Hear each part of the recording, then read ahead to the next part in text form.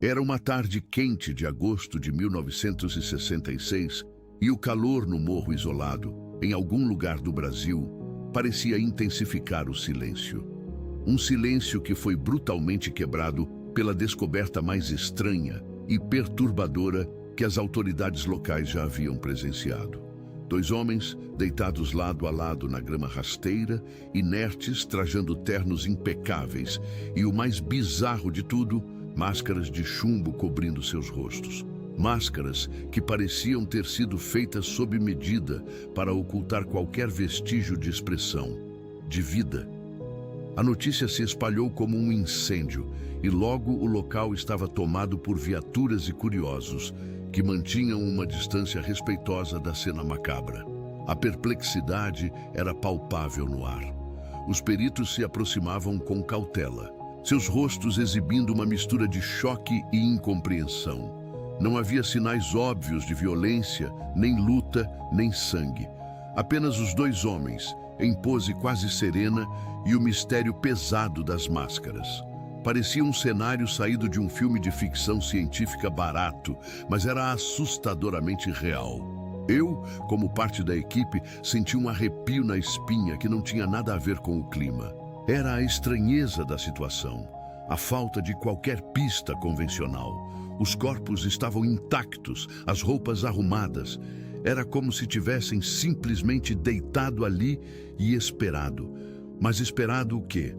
A ausência de explicações era quase tão assustadora quanto a própria morte. O ambiente era de uma calma perturbadora, com o vento balançando as folhas das árvores, indiferente à tragédia que se desenrolava. A lógica parecia ter tirado férias naquele morro. Esse caso, eu sabia desde o primeiro momento, ia desafiar tudo o que conhecíamos sobre investigação. Iria testar os limites da razão humana. Seria uma história que ninguém acreditaria se não fosse pelos fatos nus e crus que se acumulavam. E no meio de todo esse enigma, um detalhe chamou a atenção de um dos investigadores. Ao lado de um dos corpos havia uma pequena anotação. Um pedaço de papel amassado, mas legível. Com luvas, o perito pegou o papel. A caligrafia era firme, mas o conteúdo totalmente enigmático. Dizia algo sobre pílulas e luz. Uma mensagem críptica que, em vez de esclarecer, apenas aprofundava o mistério. O que significava aquilo? Que tipo de ritual, ou experiência, ou loucura havia levado esses dois homens a um fim tão bizarro? As perguntas se amontoavam, e as respostas estavam longe de aparecer.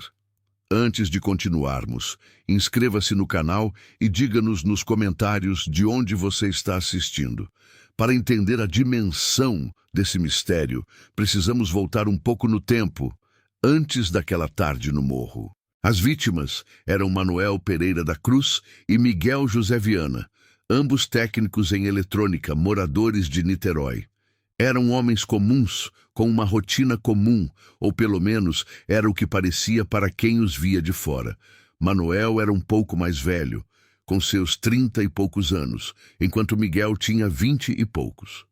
Trabalhavam juntos, consertando rádios e televisores, em uma época em que esses aparelhos eram a janela para o mundo lá fora. Tinham um pequeno negócio, e a vida seguia um ritmo previsível.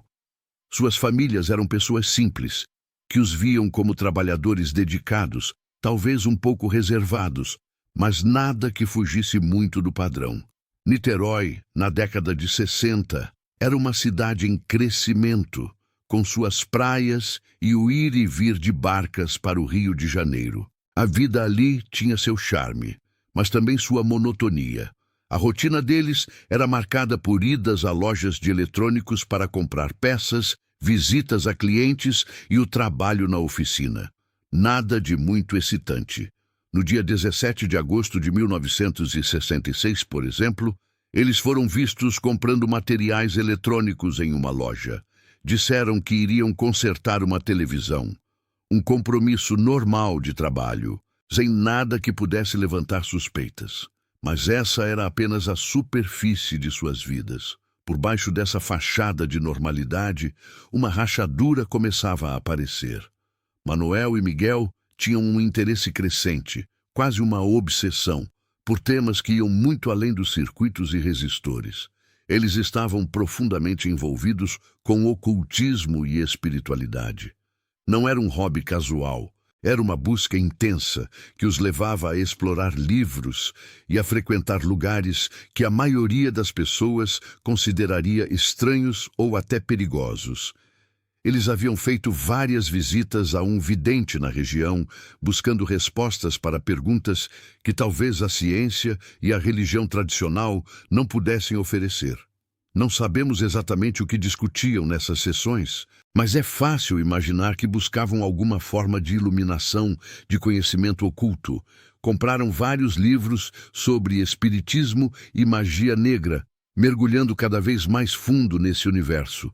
Essas leituras não eram apenas para passar o tempo, parecia que estavam estudando, se preparando para algo. A imersão deles nesse mundo não era algo que se falava abertamente. Provavelmente, mantinham isso em segredo da maioria das pessoas, talvez até de suas próprias famílias.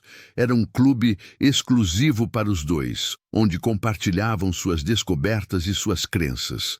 Pequenos detalhes, como a compra de uma capa preta e as próprias máscaras de chumbo, que foram adquiridas de uma mulher na região, começavam a se encaixar, revelando que a intenção por trás de tudo aquilo era bem mais complexa do que um simples reparo de televisão.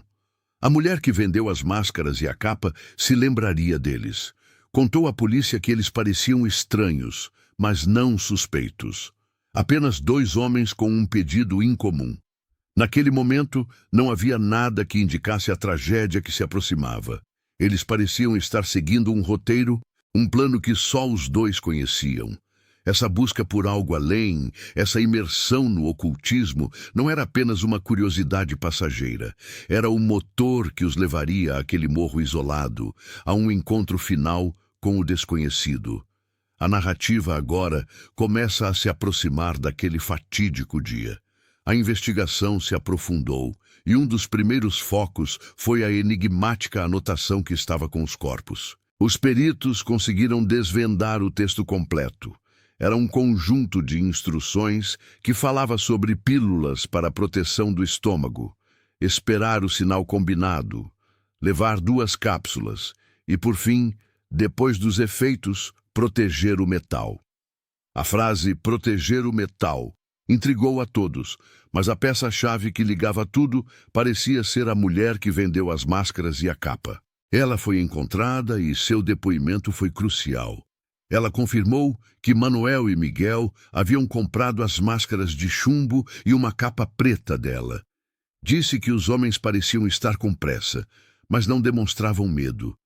Apenas uma determinação estranha. Essa informação confirmou as suspeitas da polícia. Não era um crime aleatório, mas algo planejado, talvez um ritual. A mulher também mencionou que eles haviam falado algo sobre um experimento. A autópsia dos corpos foi realizada com o máximo cuidado. Os resultados foram, no mínimo, frustrantes para os investigadores. Não havia sinais de veneno no organismo, nem lesões que pudessem indicar uma briga ou agressão. A causa da morte permaneceu indeterminada. No entanto, a análise das máscaras de chumbo revelou um detalhe importante. Elas eram robustas, feitas para isolar completamente o rosto do usuário. A teoria de que serviam para proteger o metal, como dizia a anotação, começou a fazer sentido. Seria uma proteção contra o quê? Algum tipo de energia, radiação ou apenas uma barreira simbólica para o mundo exterior? Com a ausência de uma causa de morte clara e a anotação enigmática, a teoria de um ritual suicida coletivo ganhou força. Os dois homens, profundamente envolvidos com o ocultismo, poderiam ter planejado o próprio fim como parte de alguma cerimônia. As pílulas poderiam ser algum tipo de droga alucinógena, usada para induzir um estado alterado de consciência, e o sinal combinado seria o momento de ingerir as cápsulas e proteger o metal. Talvez as próprias máscaras ou o que elas representavam. Outra hipótese levantada foi a de um experimento fatal. Poderiam Manuel e Miguel ter tentado algum tipo de contato com o desconhecido, um experimento místico que deu errado? A falta de violência sugeria que eles eram os únicos envolvidos na ação, mas a possibilidade de uma terceira pessoa, um guia ou um líder oculto, ainda pairava no ar. O vidente que eles visitavam foi interrogado, mas negou qualquer envolvimento com a morte dos homens, afirmando que suas conversas eram apenas sobre conselhos espirituais. O caso das máscaras de chumbo, no entanto, permaneceu oficialmente sem solução. A polícia esbarrou em um muro de mistério. Sem uma causa de morte definitiva e sem um criminoso para prender, o inquérito foi arquivado. A perplexidade da comunidade era enorme. Como dois homens poderiam simplesmente morrer daquela forma, sem explicação aparente, no meio do nada? As famílias ficaram sem respostas, presas a um luto misturado com a bizarrice dos fatos. A história de Manuel e Miguel se tornou uma lenda urbana, um conto de advertência sobre os perigos de se aventurar muito fundo no desconhecido. O caso se tornou um símbolo da busca humana por significado, por transcendência e os caminhos obscuros que essa busca pode tomar. As máscaras de chumbo, que deveriam proteger, acabaram por selar o destino deles, deixando para trás apenas perguntas e um silêncio perturbador. A cada nova geração, o caso é revisitado. Novas teorias surgem, mas nenhuma consegue preencher completamente as lacunas. A imagem dos dois homens de terno e máscara de chumbo, deitados na grama, é um lembrete vívido de que nem todos os mistérios podem ser resolvidos pela lógica ou pela ciência. Às vezes a realidade é mais estranha e incompreensível do que a ficção. As máscaras de chumbo não apenas cobriram os rostos de Manuel e Miguel, mas também ocultaram a verdade de sua morte, talvez para sempre. O mistério das máscaras de chumbo continua a ecoar, um lembrete sombrio de quão profunda pode ser a busca do homem pelo desconhecido e quão obscuros podem ser os caminhos que ela trilha.